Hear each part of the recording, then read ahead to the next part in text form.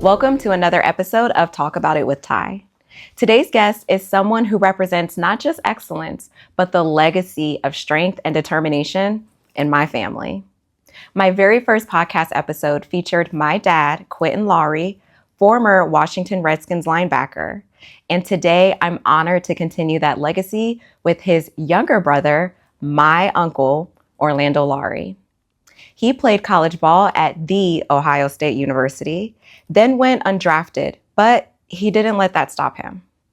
He earned a spot with the Indianapolis Colts in 1985.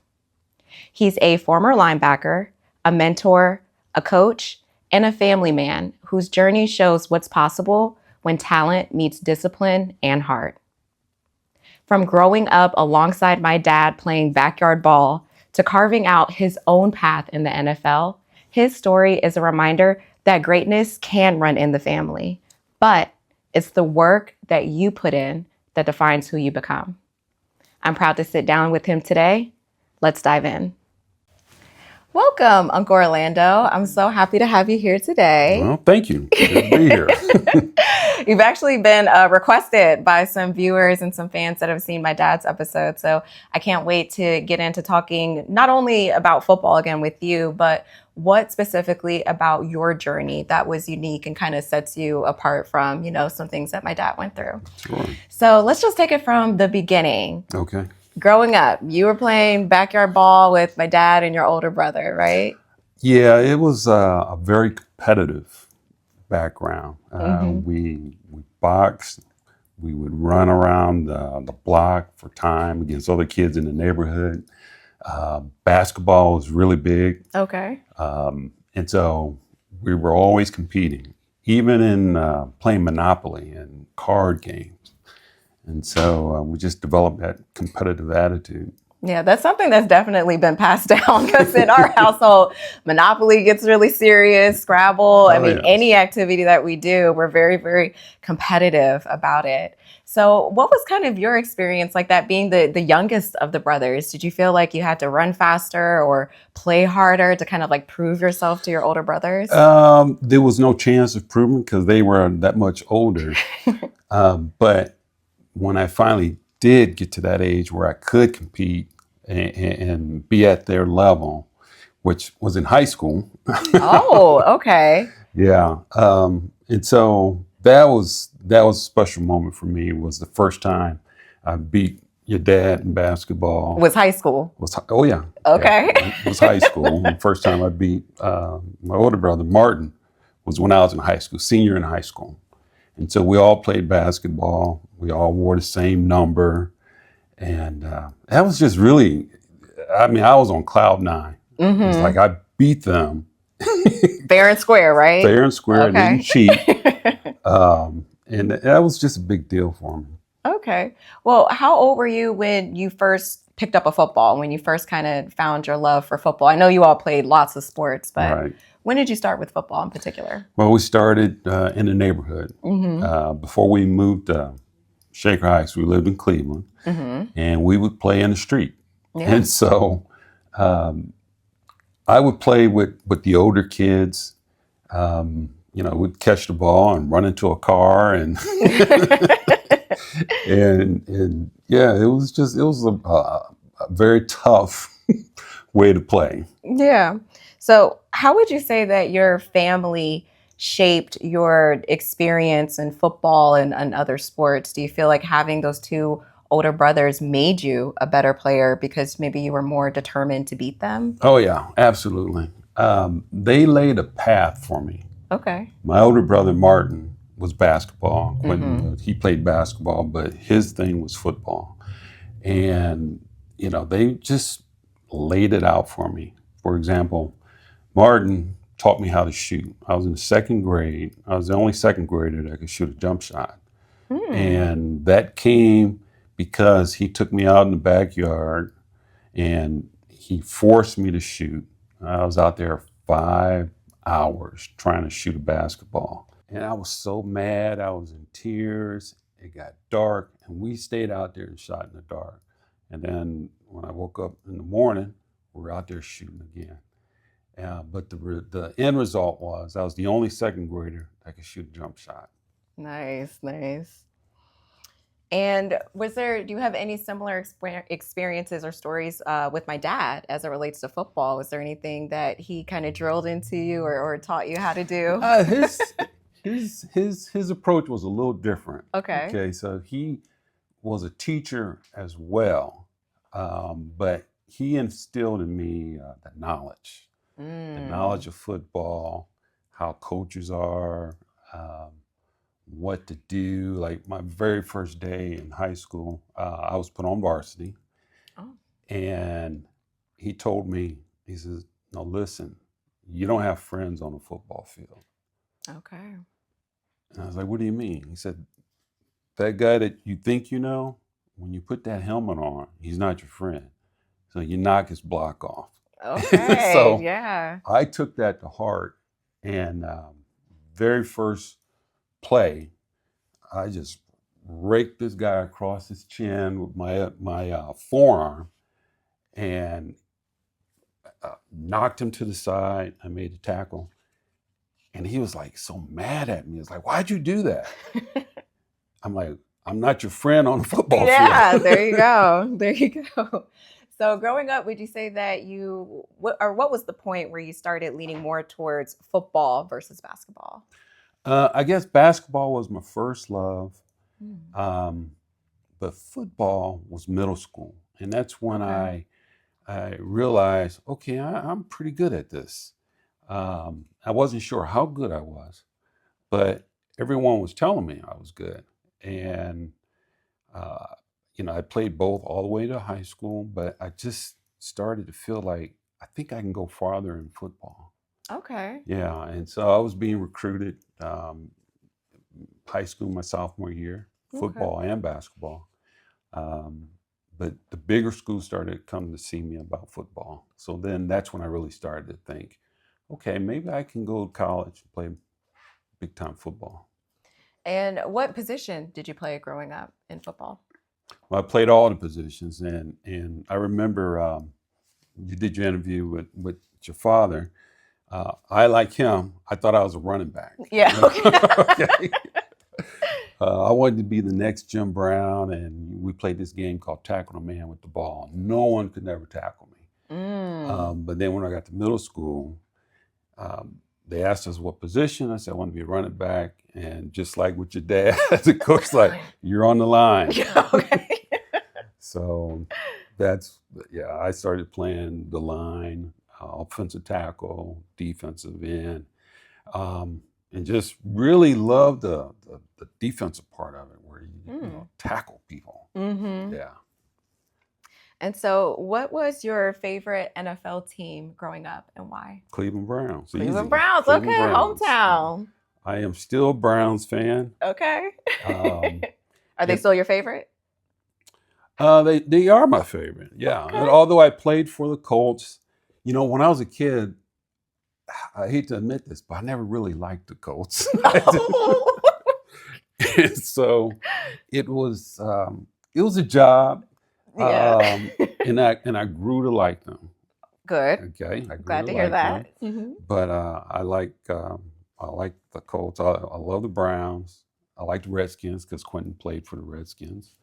And I like Kansas City because I spent a little time there as well. Okay. And what about college teams? Did you watch or follow college football Only where you were? Ohio State. Only Ohio State. Okay. I won't wear any other gear. I'm Ohio State all the way. Okay. And so you said earlier that you started getting more attention from, like the bigger colleges when it came to football. Was that the moment when you realized that you could maybe do this professionally, or what was that moment like? As a kid, you always think that. I think all kids want to become professional football players that play football. And I didn't know how that was going to happen. I Mhm. knew it was going to take a lot of work. And so Quentin and we started that process of just working hard. And I think in the fifth grade is probably when I first started to think, yeah, That's pretty okay, young. yeah. Yeah. So I, you had quite a bit of confidence in your abilities then. well, it didn't mean that it was going to happen, but I was going to work and try to get there. And we did things that other kids wouldn't do. Mm-hmm. Constantly running, doing push-ups, sit-ups. We played this card game where we would take a deck of cards and pick up the card, and if it said 10 of hearts, we'll do 10 push-ups and then count for 10 seconds for rest, and then pick up the next card, and then go over that process until we're able to do a whole deck of cards. And was the card game, was that competitive in nature too? Was it who can do the 10 push-ups the quickest, or we're both just getting it done? No, we're just trying to get through the deck. The deck, yeah.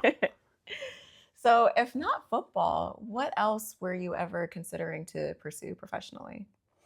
Well, like I said, I loved basketball, but I realized I'm not tall enough. You're not tall enough? Oh, no.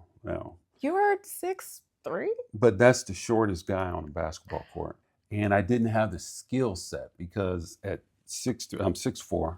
6'4". Don't take an inch off. Okay, yeah, 6'4". I think that's tall enough for professional basketball. But at 6'4", I always played the 5, so I was always a center. Oh. So I didn't have the skill set to play at a higher level at that height. Because I would have to be a guard and never really played that. So talk to me a bit about the recruitment process from, getting to the Ohio State University. What did that look like when you were in high school? Oh, that was crazy. The first letter I got was from University of Arkansas. Okay. And then my head coach, his friend was Coach Harrison from Tennessee. So those are the first two places that recruited me. And then in the spring, all these schools started to come around. And this is the spring of your senior year? Sophomore year. Sophomore year. Yeah. Wow. And it just caught me by a storm because I was just out there playing ball, having fun. People were telling me, wow, you're really good. I had some sacks, but I really didn't know. And when these schools started to come around, it just kind of got me excited. Ohio State came in my sophomore year, but they wanted me to play offensive tackle. And I'm a defensive guy. So, I mean, believe it or not, I said, I'm not really interested. Wow. Yeah. You're going to pass up on the Ohio State. I wanted to be a defensive guy. But they did come back around and saw me for a defensive player. Okay.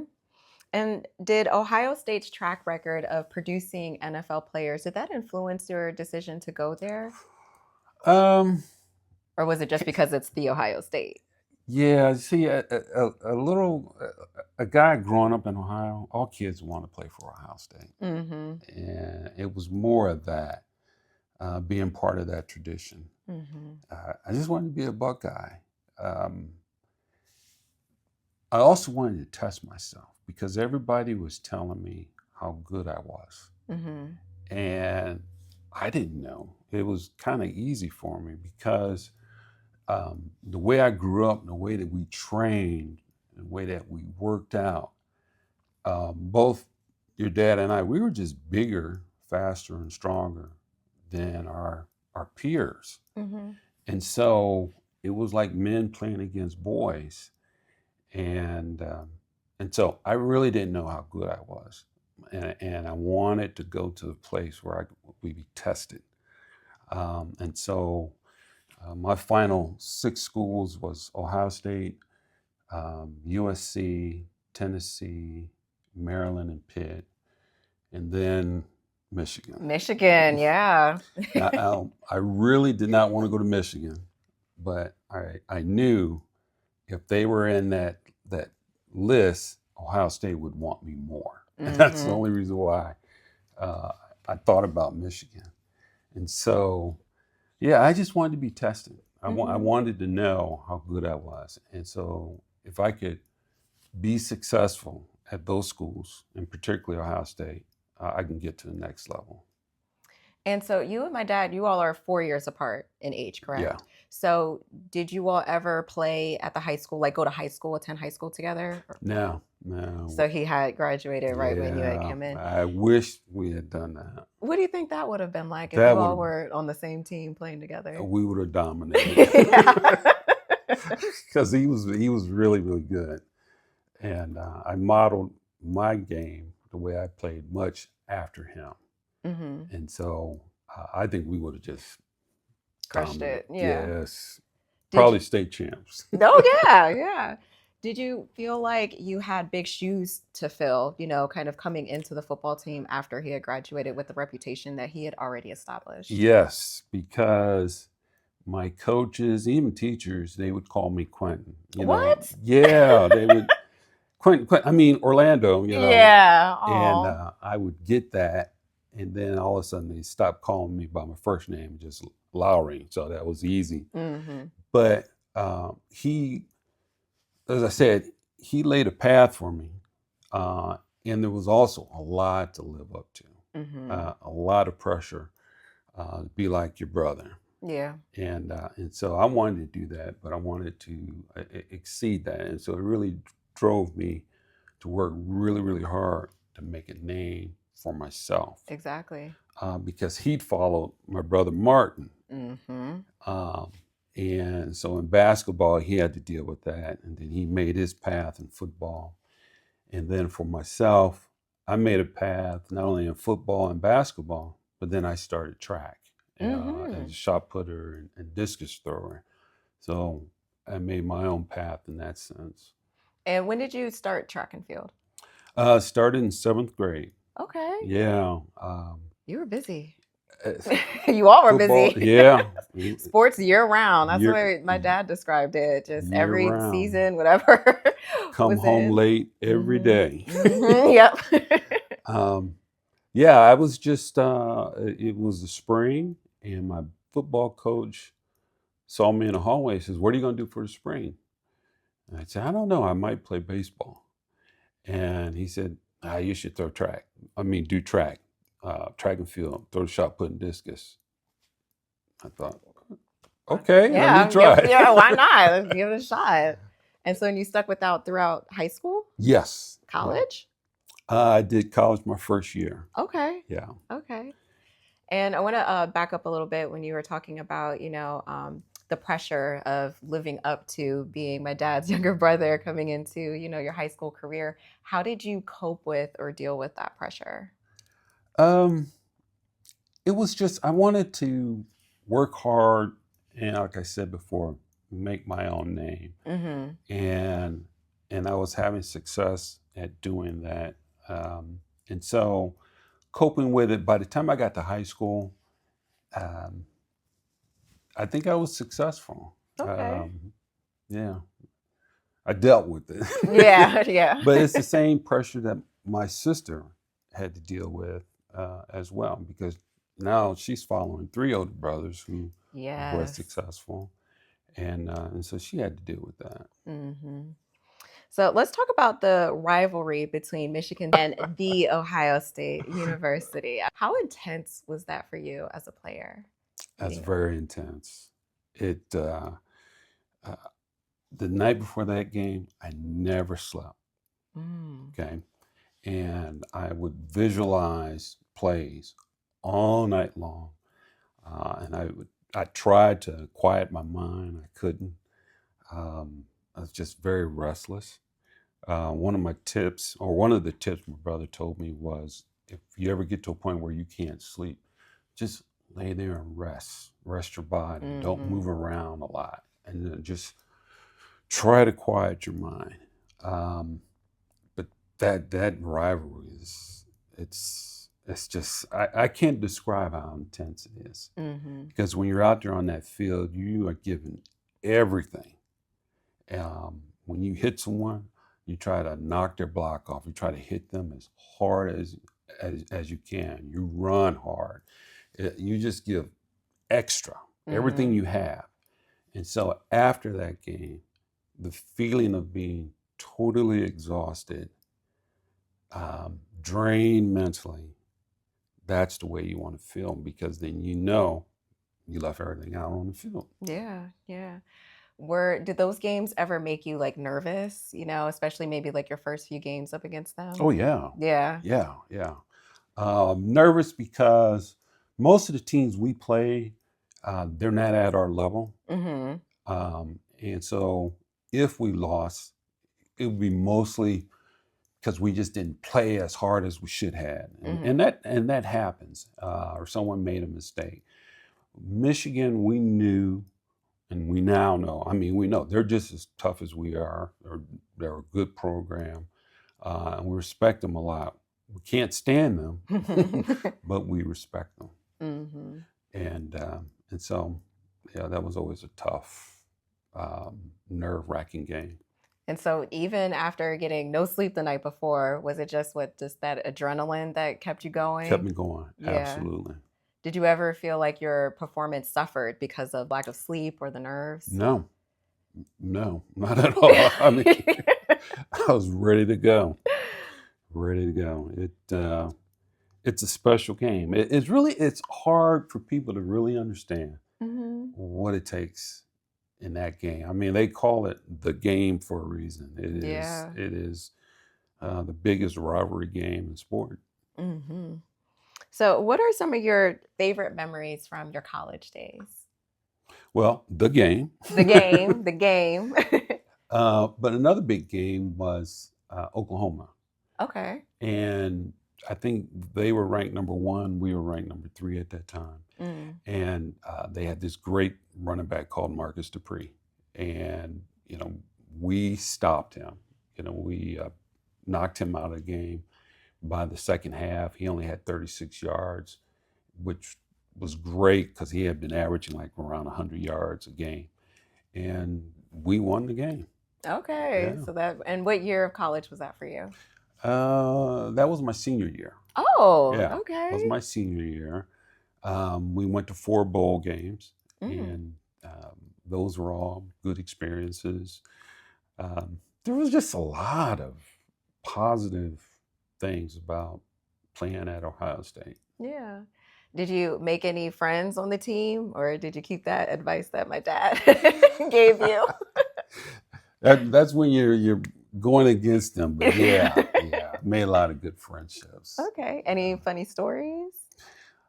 Funny stories, man. Yeah. That's I mean, it's interesting. college, so you have to have some.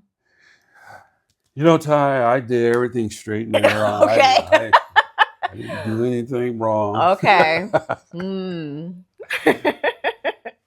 um, wow, it just wow, nothing comes to mind right now. I'm sorry, but something might pop up. Okay. Let me know if something else pops up. So let's talk about getting into your NFL career. Okay, So when you graduated from Ohio State, you were undrafted. You didn't get drafted straight into the NFL, correct? correct. Okay. Tell me Correct. about what that journey was like. Yeah, that was really hard for me because by that time, I had been thinking about this for so long that Hmm. I want to get to the NFL, um, and I didn't get drafted.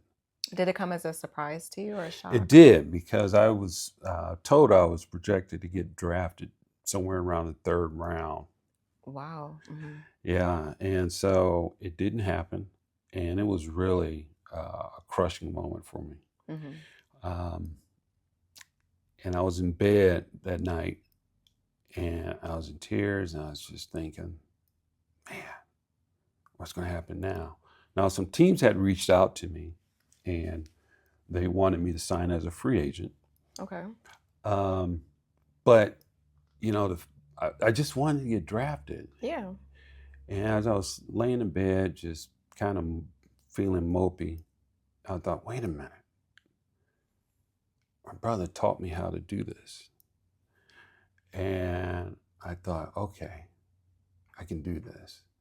And I just started to relive those times of the training. And then actually his story, because it took him 3 years. Yeah. And I witnessed that. Hmm. And so he laid the foundation again for me. I watched him sleep on the ground, a tile floor with a blanket, or not a blanket, a sheet and a pillow, Mm. um, sleeping on that, making himself physically and mentally hard, um, running in blizzards, um, doing the card push-ups and sit-ups. So witnessing that, I thought, okay, I can do this. And that's what I did. It was kind of like a Rocky moment, Yeah. you know. And so I did all that, the same stuff. I even tried sleeping on the floor. That How'd that didn't work work. out? Yeah, No, that didn't work out for you. I was on a carpeted floor, and I'm like, I'm not doing that. I'll do Yeah. everything else, but this hurts. Yeah. And so, having experienced my dad's journey, is that what gave you more motivation that you still can make it to the NFL? Absolutely, Yeah. absolutely. Because he had a hard journey, and he was drafted, but to see him get cut the same way I got cut, like one of the last players cut, Mm-hmm. and then not to give up and to keep trying and keep trying, and then to see him in the Super Bowl, um, that proved to me, okay, the hard work will pay off.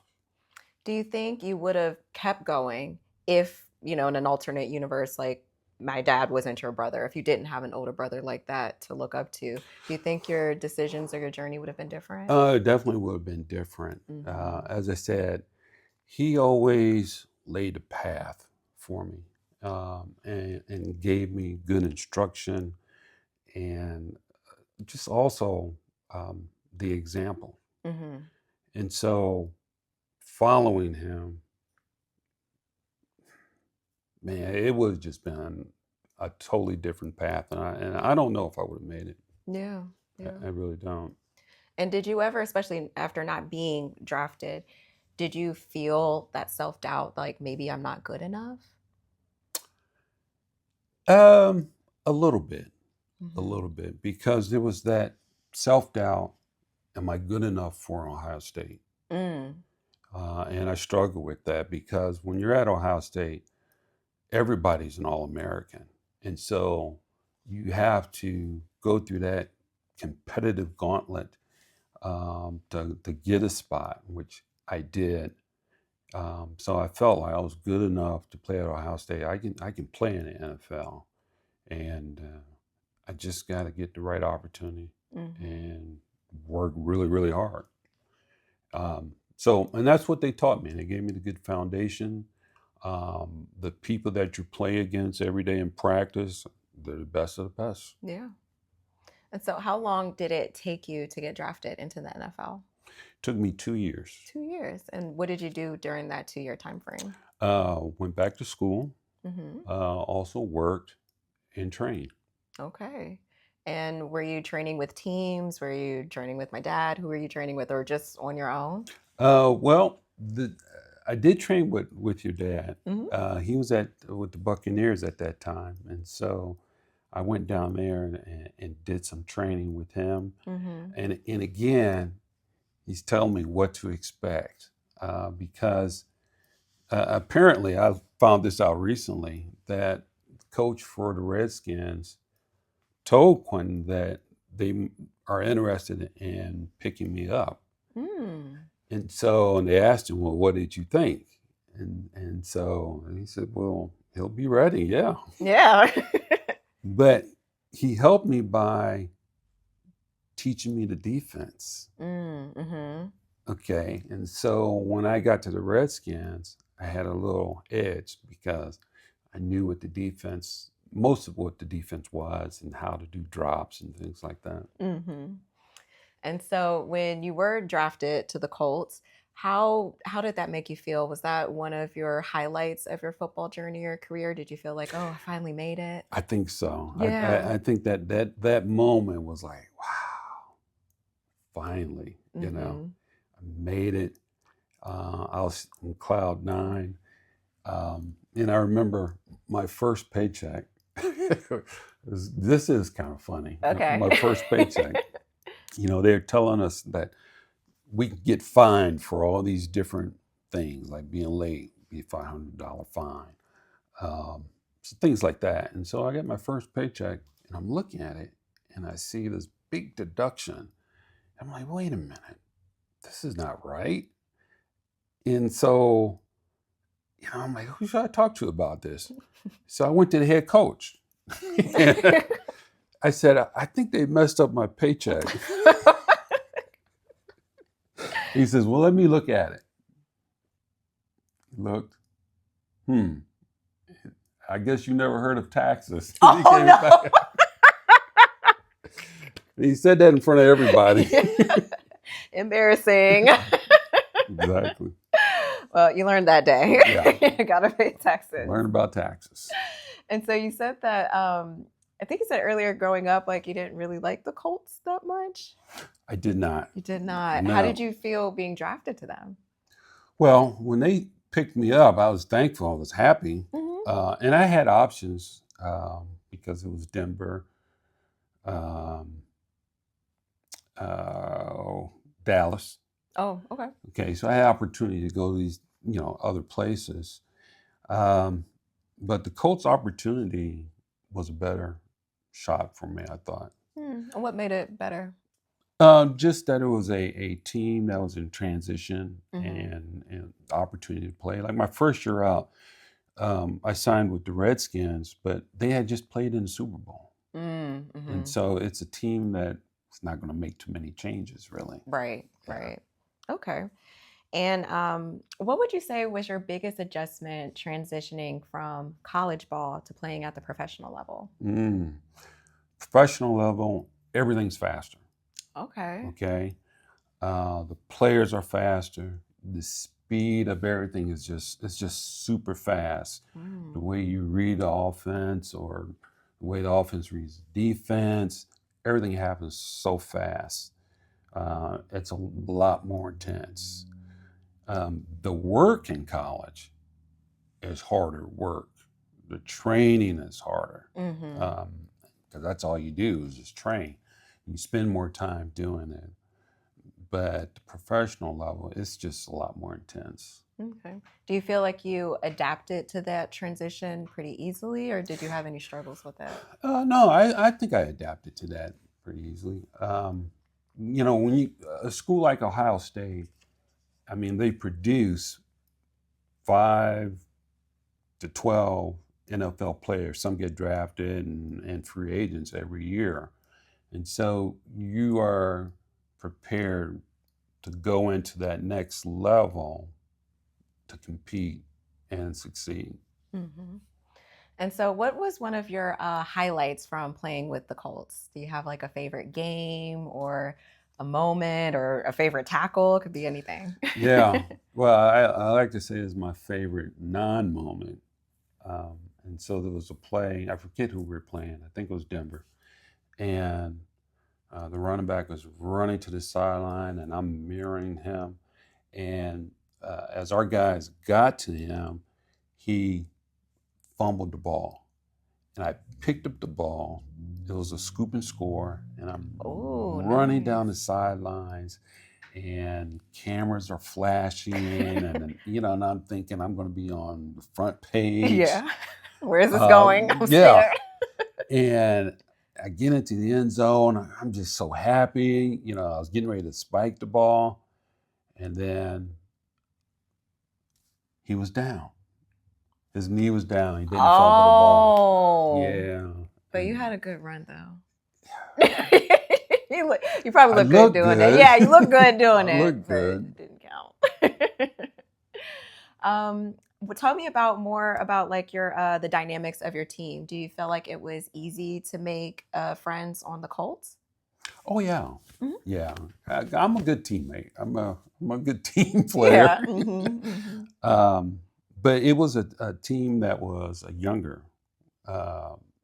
group of guys. Okay.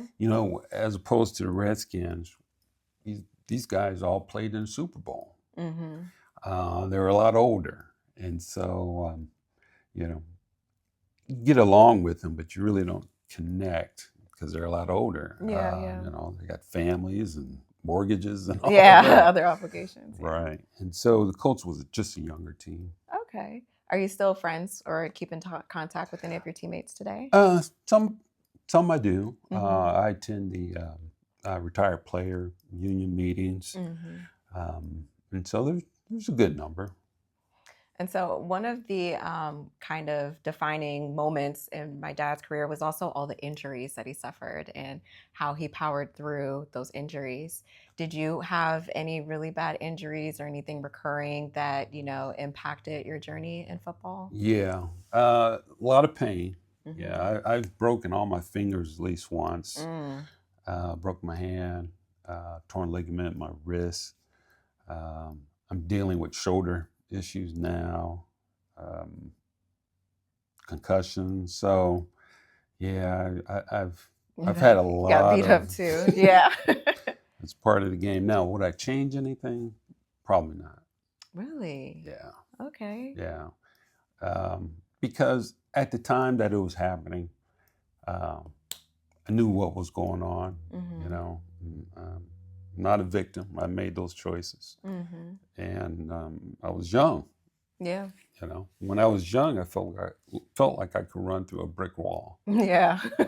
But I'm paying for it now. Right. And if you could go back in time, and you could change your position, would you? Um, that's a good question.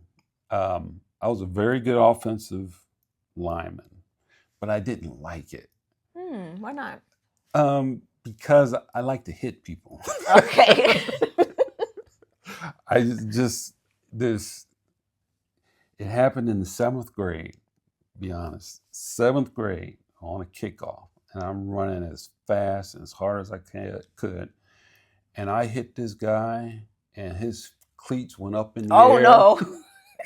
He splat right on the ground, and I got up and I was like, "Man, that was great." Got that taste. There's the feeling of running as hard as you can and just hitting somebody. Um, I know that may sound odd, but that's a good That's feeling what kept you going. that I just like to hit. What is one of the biggest lessons playing football taught you? Mm, another good question. Uh, it's going to be a couple, Okay. okay? But it taught me how to be part of a team, Mm-hmm. okay? It taught me how to just communicate with people, how to just just have an organization work well. Mm-hmm. Um, it taught me how to treat people. Interesting. Tell me more about that. Well, um, I've had some teammates that were just really annoying, Mm-hmm. difficult Mm-hmm. people, and it's unnecessary. Yeah. But if you treat somebody with respect them for what they do, you do your job, and I'm going to do my job, and then we're going to come together and we'll be successful. It taught me that, and so that teamwork aspect. Mm-hmm.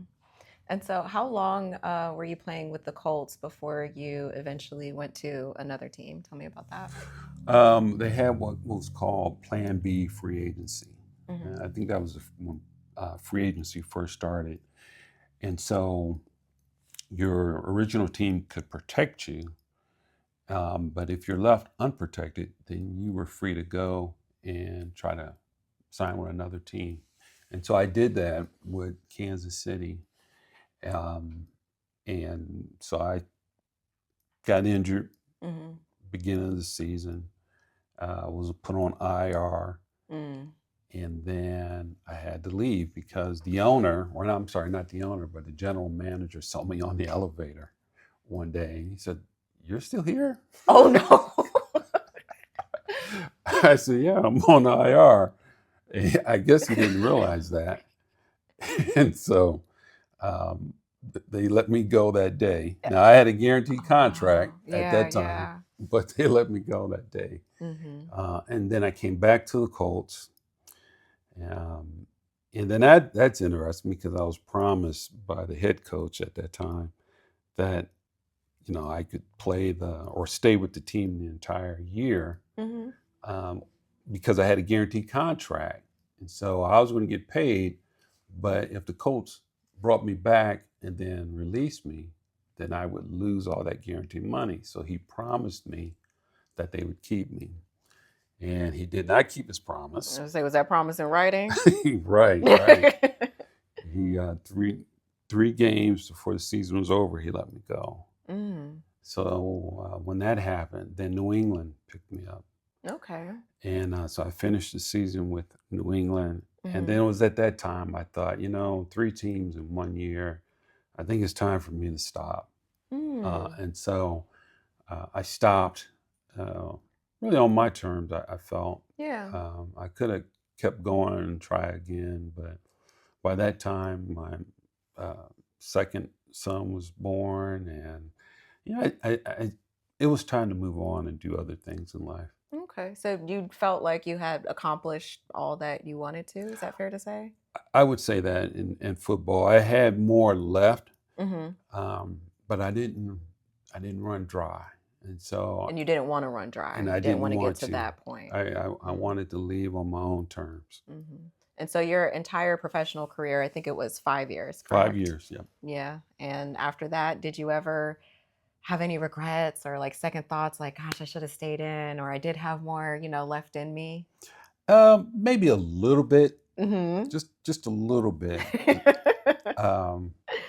But I'm pleased with my career. I'm pleased with what happened afterward. Yeah, and especially going out on your own terms, because lots of players, especially like my dad and plenty of others where, injuries or other factors cut their careers short. So I think there is something to be said for a player who leaves when they're just ready to leave. Yeah. It was time. It was time. What advice would you give to young athletes that have dreams of pursuing the NFL? Well, it's very difficult. Okay. It's very difficult, and it's all consuming from a mental perspective. And I forget what the odds are, but it's extremely low odds. Yeah. Extremely low. And so you got to have luck, determination, a lot of hard work, and opportunity, and talent. Oh, we can't forget that. we got to be able to play now. You have to have talent. But unfortunately, life's not fair. So you may have all of that and still not make it. It's really that difficult. And so I would say, from a mental perspective, you got to think about it all the time. Yeah. And I remember people would say, well, the odds of making it are so low, you need to do something else. You need to have a backup plan. Right. Okay. And for me, I had a backup plan, but I'm putting all my mental energy, everything I have, in making this dream come true.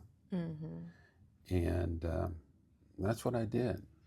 How much do you think, because you mentioned luck as one of your first responses, how much do you think luck factored into your journey? It had a factor. How much? I'm not sure, but it had a factor. Luck in that a school like Ohio State thought of me.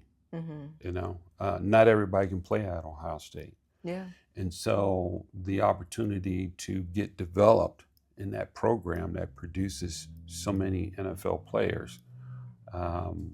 Luck in that I had older brothers and parents that trained and developed me.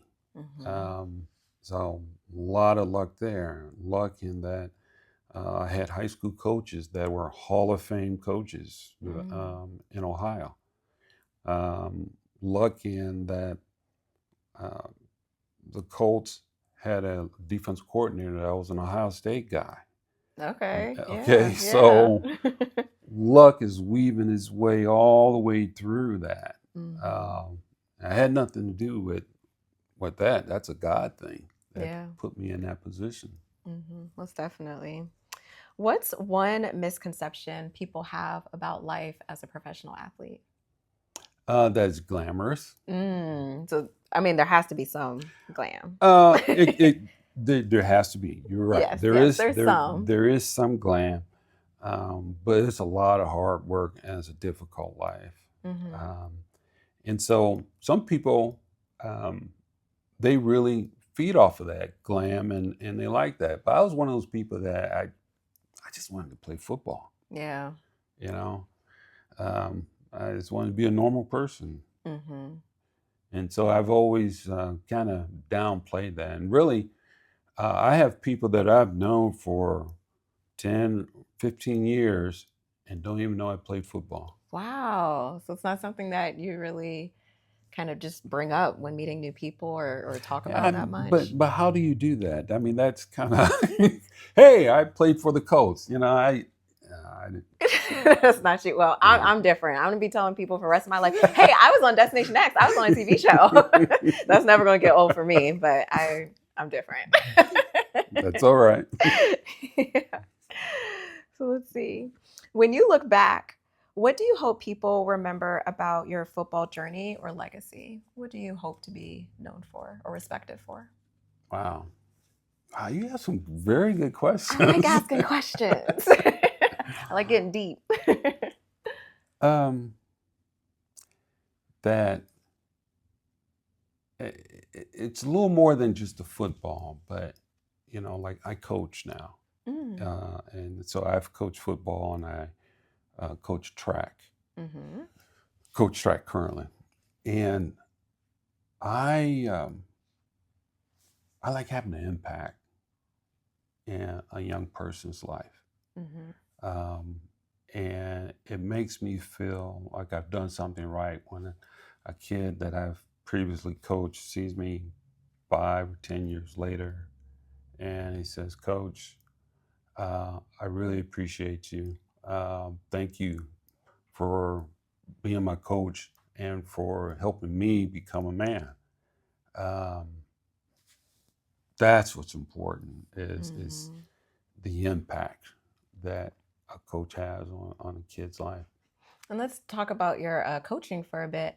How soon after leaving the NFL did you begin coaching, and just kind of talk us through what level or ages that you coached? Well, I've started in the 5th and 6th grade. Okay, got to take it from the beginning. Yeah, with my oldest son.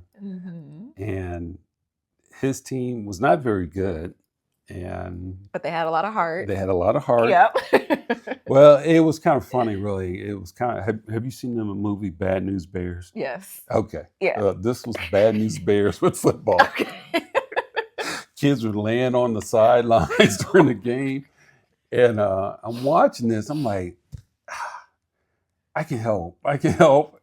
And so I offered my help to the coach. He didn't want it. Oh. And I couldn't believe it. Now, he didn't want it because I didn't tell him I played football.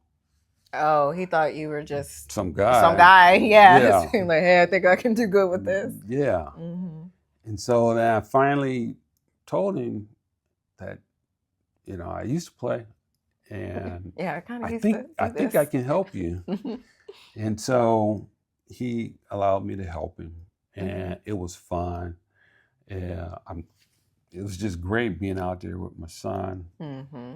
And I just, I loved it from that moment on. And then when my son Cameron came up, I coached him.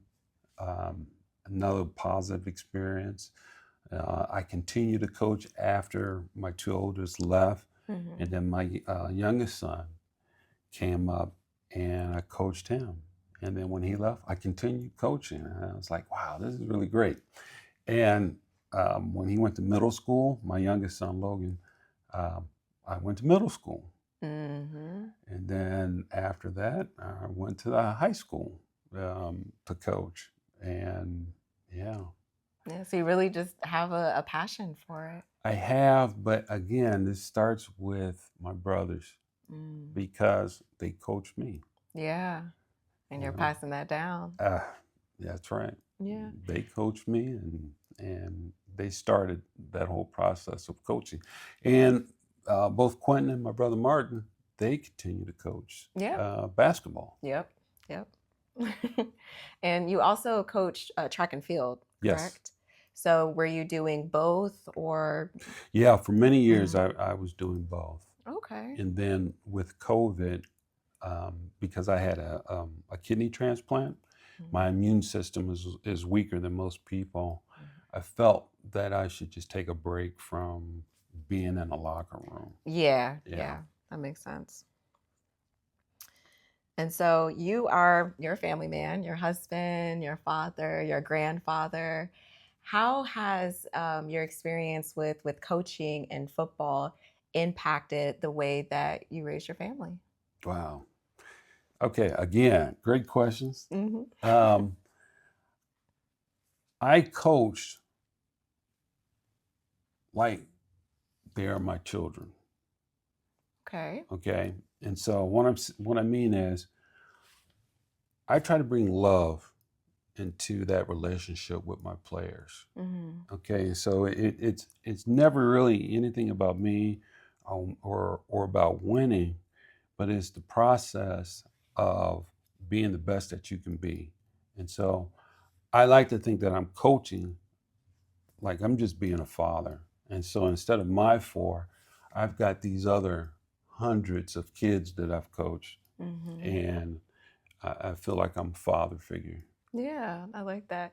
And I just memory just popped in my head. I remember way back when I was younger, you were saying that I think like a football camp that you were coaching, and you would tell them the Quentin story, right? Yes, yes, yes, That had to yes. do with the deck of The cards. deck of cards, the Hmm. Quentin story. It's a long story. I'll be happy to tell it, but the They've gotten bits and pieces of it, the but you can give us like an overview. the Quentin story. I've been telling this story for over 25 years, Hmm. and the funny thing about it is, I've told kids 25, maybe it's 30 years ago, and then their children, I would they would see me at a speaking engagement and say, "Hey, my dad told me that story." Mm. And so that's really cool to see that. But with the Quentin story was when your dad was trying to make it